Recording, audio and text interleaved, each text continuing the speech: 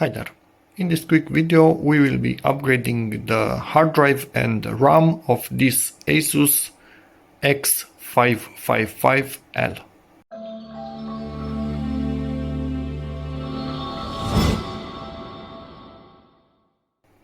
For the hard drive part of things, it's a 2.5 inch slow mechanical SATA drive under this cover that we need to take all of it off. We have screws all around and presumably clips, but for memory I'm really hoping under this cover we have the memory and I can see exactly what memory is installed. The hard drive I will be cloning directly. I already ordered a 480 gigabytes ADATA SSD, and with an USB to SATA adapter I will be cloning the internal hard drive to the external SSD, then removing internal hard drive and putting in the SSD. But for memory I think we have 4 gigabytes of DDR3, but not sure if it's one stick or two sticks, so let's investigate. Camera, focus. I need to peel off this little cover right here and see what kind of screw I have under there. Peeled this thing off, just pushed it away with a screwdriver. I don't care exactly of how it looks like, because normally it should not be here. It makes no sense for it to be here, just to tell people, hey, maybe you shouldn't poke in there, but yeah, you shouldn't poke normally even without that protection, and I don't think I undid this enough. And my phone continuing to lose focus. And we have soldered 4 gigs and it is waiting for more memory. So let me see if I have any available or I need to buy some. Powered this thing on just to see what type of memory we have, and it's 1600 megahertz. So let me search and see what I have, and we can see the hard drive working like crazy. So the hard drive will give us the biggest benefit, but also the RAM is quite heavily used, so that will also help. Let's search for some RAM. Obviously shut this off, you don't want to work on it while it's on. Found this memory. Bad idea to put your fingers on the contacts. I need to clean them now. If you have used some isopropylic alcohol to clean the contacts on RAM. It's 4 gigabytes, so we will have a total of 8, which is perfect, and it's PC3L, so it's low voltage, but it can run also in 1.5 volts. Otherwise it doesn't always work to run normal 1.5 volts at lower 1.35 volts, but like this, lower in higher voltage, it works. So PC3 low voltage, 12800S, which means it's actually 1600 megahertz, exactly as the one that's already soldered in here. So clean this and pop it in there and power on the laptop to see if it recognizes it, and then we will also operate the hard drive. And to pop in the memory, actually I should blow on this to make sure there's no dust, so be back in a second. Do not let any moisture get into that while blowing on it. And I'm back. Put the RAM in at an angle. Make sure it's all the way in, and then lock it in place, and we are done. Although I don't like that this end doesn't seem to be as far in as the other, so I'm going to unlock it. It was not all in. It's a bit weird. And now push it again. Much better looking and looking. Let's power on the laptop. Actually, sorry. Put back the cover first and then power on the laptop, although we will need to take this cover off I think also when upgrading the hard drive, but for the moment at least we know that the RAM worked if it powers on normally. Now camera, focus please. And the RAM is upgraded. Same frequency, so it's exactly what it should be. Now let's wait for the SSD to arrive and replace the hard drive with the SSD. Okay, this thing has arrived, so now let's also upgrade the hard drive. I will be, if you want to see any info on this, I will make a separate video just for the SSD itself. So in this one, not too many tests, I will just give you a quick info on how quickly it boots with the hard drive and how quickly it boots with this in it, and that's about it.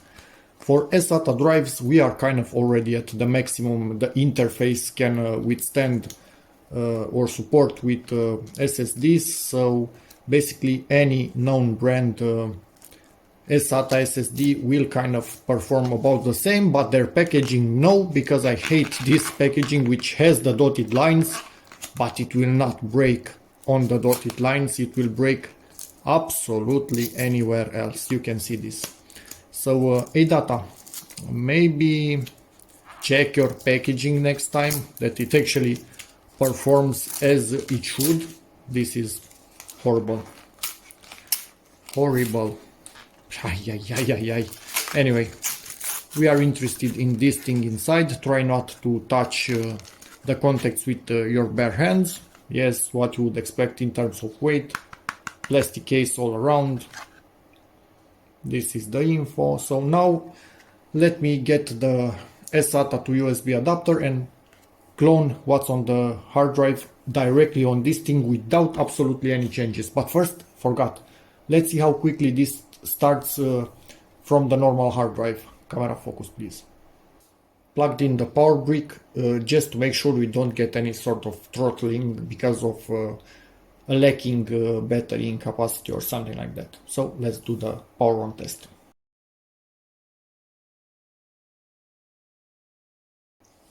It started, took a long time. I will see on video and I will write how much it took, and then I will do the test after we clone the SSD. But now let's do something like this. And I need to search my, something like this. And I need to search for my cloning software. And if you want this particular adapter, but any SATA to USB will do the job. Let me search for my cloning software now. What we need to do next is power on the computer and enter the boot menu. On ASUS it's either F8 or Escape. If you have a different brand, yeah, I have a series of videos that show how to enter the boot menu. So power on, and from time to time press Escape and F8. And I think one of them should bring us to this exactly. And I want to boot from my ADATA USB flash drive, not this one, because this one is the ASUS X550 and we don't have any operating system on it. And we will be going to Acronis True Image. But there are many other cloning softwares out there. And it's finally done. And I think it actually took hours. That's how slow the hard drive inside of this thing has become. Yikes. Anyway, so to use the clone drive on this hardware, turn off the computer, remove the source drive from inside of it, and put this thing in its place, and then turn on the computer and it will work directly. So that's about it. I'm not going to close this because if I remember right, that gives the computer actually a reboot, and I don't want that. So a direct power off should do the trick. If it doesn't work like that, hold the power button for longer and it will shut it off. And it's off. Now let's open the laptop. Obviously unplug this, unplug this, unplug this thingy, and remove the bootable drive. And this is bootable now. So yeah, I need to bring the screwdriver here to remove the back of this thing. I will do this in high speed. This is literally me undoing all the screws on the back of this laptop.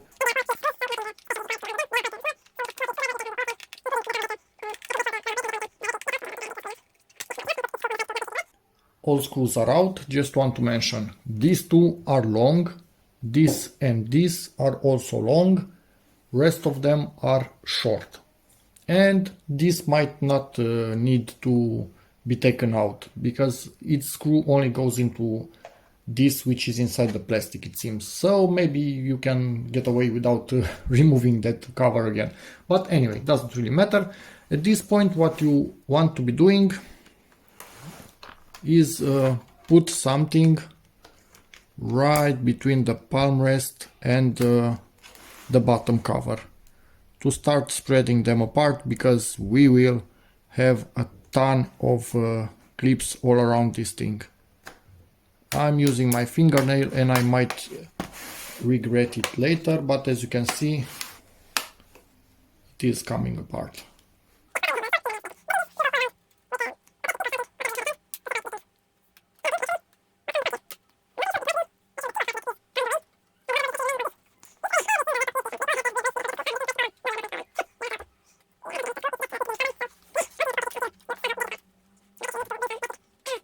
Yeah, didn't need picks, just managed to do it by sheer stubbornness and just pulling on it, but don't pull too much in one position and you might damage something.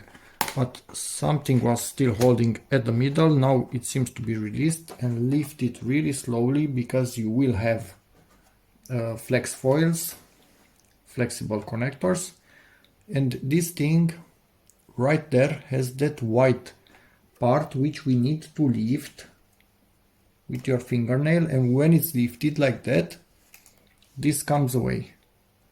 And same with the brown or black, whatever the color this is on this one, lift it and you can pull it away. And now we have this that we can take away, and we are inside of the laptop. In theory, you would want to disconnect the battery, but for me, honestly, this is kind of annoying. 1, 2, 3 screws at this end. But yeah, I might disconnect it just because. Normally, I'm honestly telling you, I don't disconnect batteries. I just work carefully to not short anything, and I kind of always got away with it. But yes, the safe bet is to disconnect a battery when working inside of a laptop. Then you are kind of safe from screwing things up. Hey, is this thing also glued in place? Yes, most likely. So yeah, modern laptops, you have to love them. You know what? Okay, I'm backtracking on what I said. If you want, disconnect your battery, but you will be needing to pull on it by applying lifting force on it as even as possible, to not bend that battery too much and not damage its exterior protection layer. I'm going to do what I normally do and kind of take my chance without removing the battery, but I don't recommend you do that. So if you are working on yours, remove your battery. That's the safe bet. Here's the other part of the soldered RAM, if you want to see it. Now let's see how we can deal with this. They put this hard drive in the stupidest position ever. So we have this right here, lift and pull on the tab, on the stiffener, gently. Why did they glue this? This is simply dumb. To make sure you don't damage anything, unlock this one also. And also take it out of here. Like this. And now even if it starts ripping much quicker at one point, which it can do actually, go slowly and then out of the blue it goes much easier, you are not damaging anything. Yeah, apart from the hard drive plastic. Anyway, so the cable is out. I/O side, HDD side. I'm not sure if it matters, but whatever. Now, Undo this. Undo this. The worst thing that you can do at this particular point, if we still have the battery connected, but I recommend you don't let yours connected, is drop some screws on this or touch it with metal anywhere. That would be bad. So now let's see if it's undone here. Undid the screw. Let's see if it allows me to slide it back to get it out of the connector and then slowly lift it.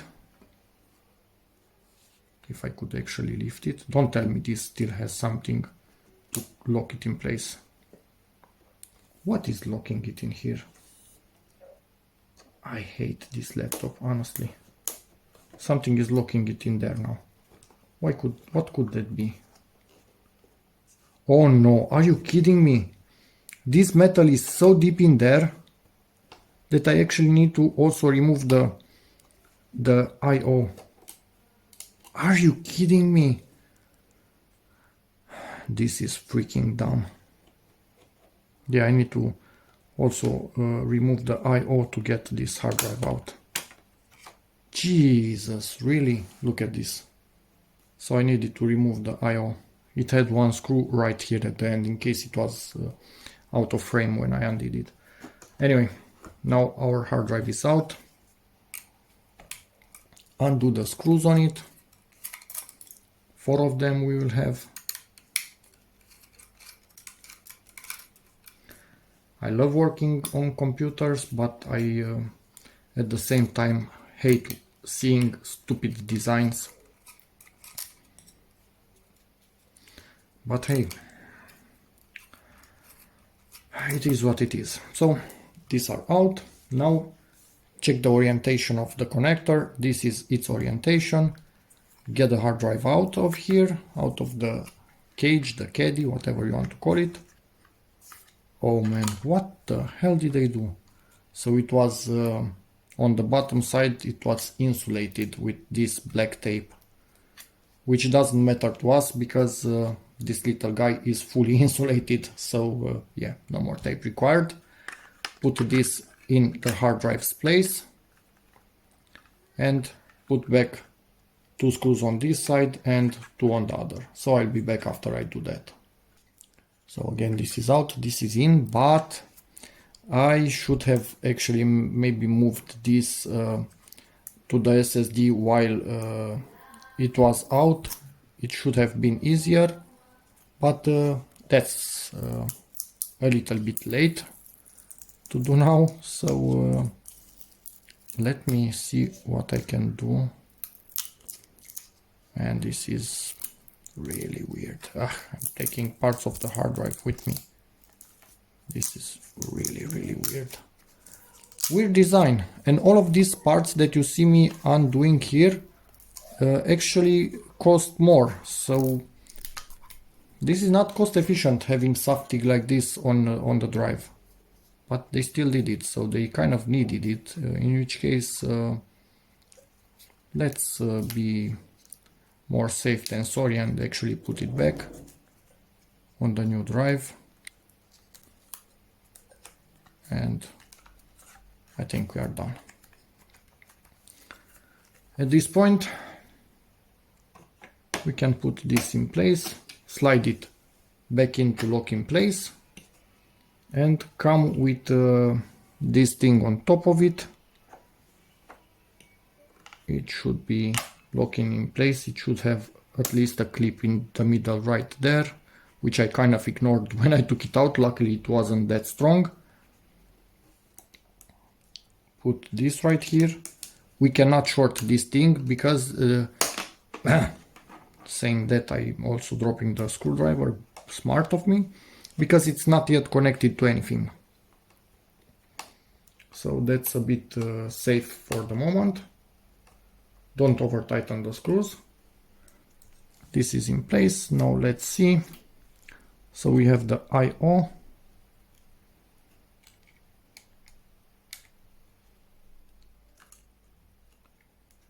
Insert this thing right here, lock it in place on top of it. It's locked. Now on the other side, that is open. Put it right there, insert it as much as it goes in and lock it on top of it, and now it will glue itself in place back. So this is out, but we have a clone of this data on this thing, which is exactly what we wanted, of course. So yeah, let me process what's next.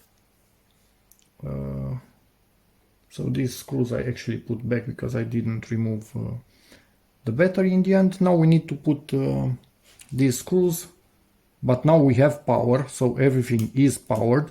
Although, as long as you shut down and not hibernate or standby or whatever, if you fully shut down, in my opinion, a laptop should not have electricity in all of it. It will have from the battery to a chip that's just a standby for you when you press the button to tell it, hey, wake up, start, power on.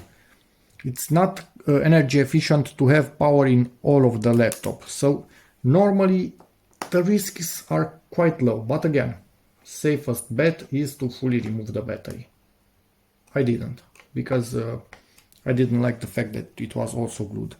It might look a bit puffy, and it could be just a tiny bit puffy, but it's really, maybe you can hear it.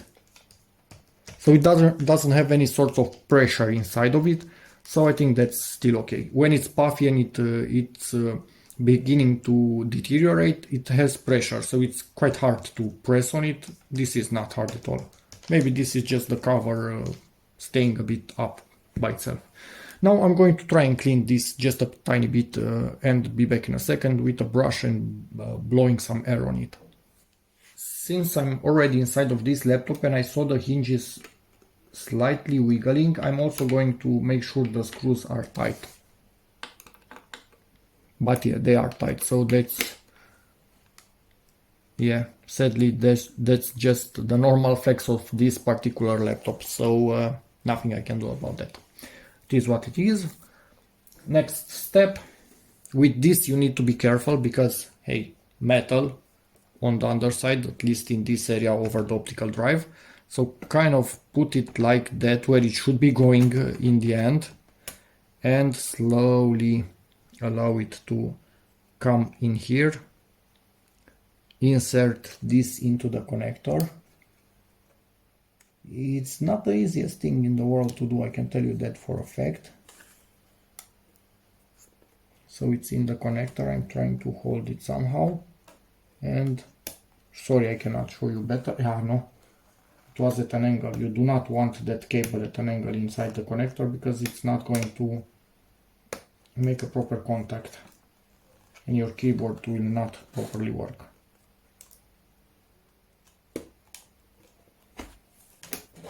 Okay, now it's okay. The other connector from the touchpad or trackpad or whatever it is. Hopefully you can kind of see this.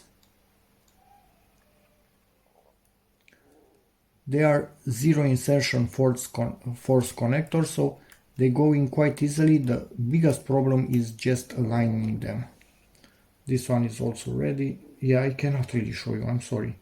It's really tricky in here. And it's locked. So I locked it on top of the connector. This one is also in. So in theory, I think I can close it. I will put it in its position.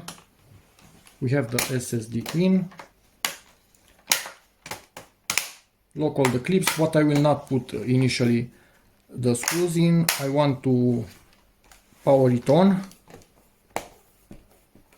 Make sure all the screws, the clips, sorry, all around are locked in place. I'm going to power it on, but not move. Here I think it still had something in there, but not wiggle it too much, because in here, as you can see, this is a sensitive corner. So until we put in here some screws, I don't want to move the display itself. I'm just going to give it a power on to make sure that Windows is booting and everything is fine. I won't stay for the whole boot process this time. I just want to see it's working, and then I will reboot and select proper boot device. This I do not like at all. But before doing anything, I am going to, I cannot really push it to close it. I'm going to start putting in screws without closing the lid because I risk damaging things. So I'm going to put in screws in this quite precarious situation because I'm quite sure I can fix that. That's a software error basically, not a hardware issue, so we should be able to fix that one. Ooh, so in this corner it actually wants a long screw. It was missing one of the screws, which is kind of awkward, but hey, it is what it is. We'll see how we deal with that. Searched through my pile of screws from old laptops. This is the original one that does not seem to be going properly in that hole. So either the thread got damaged in time by the hinge pulling on it, or something else happened. I have about the same size but a bit thicker. Maybe it should have been like this in that only that particular corner, so we will try with that one also. Yeah, if that does not go in, then I will also try with this kind of self-tapping screw. Hopefully it has enough material into which to this one maybe hold on to. If not, nothing that I can do. It was missing, the screw was missing, and I realize now that basically that's why I felt the hinges were loose, because that corner is quite flimsy. But yeah, it is what it is. We'll see what we can do, and I don't have anything else. This type of thin and long screws are really hard to come by. Seems to be going in, so it was just a thicker screw in this corner which fell off. Let's see if it will go in all the way. It's the same length as the other one, just a bigger diameter. It went in all the way, so it's tight now. This was a bigger diameter compared to the all other screws in here, or the hole got damaged in such a way that this one threaded perfectly in there. But doesn't really matter as long as this is stiff now, so that's what we wanted. This time I'm putting into Mini Tool Partition Wizard with the hard drive on USB. Mini Tool Partition Wizard.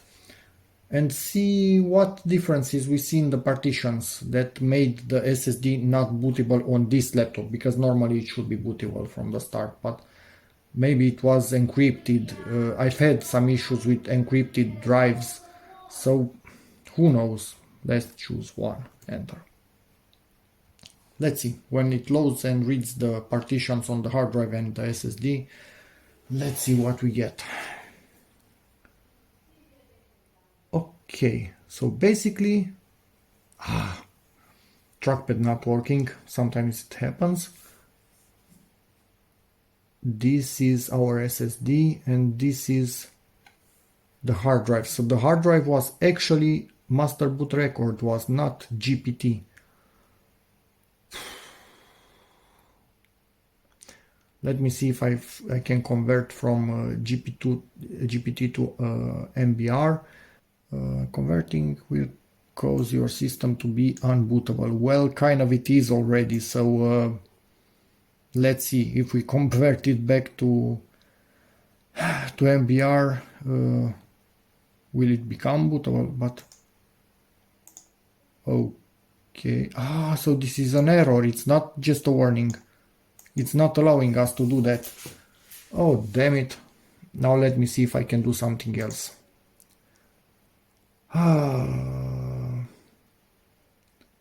Migrate OS to SSD HD Wizard. Maybe we can again copy this to this and keep it MBR. And it's finished. Let's give it an OK. Let me look. Disk 1, active boot system. Okay, here, what was it? Active boot system. Okay, let's hope for the best. And now disconnected this, and in theory, let's power it on and it should boot into Windows. Finally, I hope. If it doesn't boot now, then I don't get it anymore. It's booting into Windows. I'm going to let it do its thing. It will maybe install a driver for the new SSD, so it will take longer for the first boot, but next boots will be much quicker than with a hard drive. And now let's do a speed test with an SSD. Okay, so managed to do the cloning. At the end of the day, you saw the difference in boot times. It's a lot, big difference, but this Windows is still that bad that I cannot even properly install a speed test program on it to test the speed of the drive. So spoke with the owner and will be installing a Windows 11 fresh copy from scratch, format everything, erase everything, and start from zero. And then I will do a speed test on the SSD to see what values we get, but it should max out the SATA in my opinion. Anyway, there's that. So yeah, we'll continue. And a separate video, obviously, if you are interested to see how to install Windows 11 fresh on any old computer, like this ASUS, for example, I've done for, I think, HP, Lenovo, probably, whatever. And this is the SSD data, as you can see it right here. Already 15 hours of runtime and 54 startups. Did not even realize that it was started or rebooted so many times. Yeah, there's that. Low temperature, which is good. And these are the speed test results, which are basically kind of saturating the SATA more or less. So this is what you would expect from such an SATA 2.5 inch SSD. So it's exactly in line with what it should be. And yeah, just to end the video, I will also do a quick test after I finish installing a few more programs to show you how quickly a fresh Windows would actually load on an SSD, because the other one was a really sick puppy, the Windows itself. And now let's do the final speed test with a fresh Windows install and see how an SSD should actually behave. And it's done. So much faster. And yeah, this is still a pretty usable computer from this point on for a few good years. Just a little bit more RAM, an SSD, and it's good to go. And a fresh Windows 11 installed. So yeah, that too. That's about it. Hope this video helps you, in which case please give it a like, check out my other videos, and as always, see you in the next one.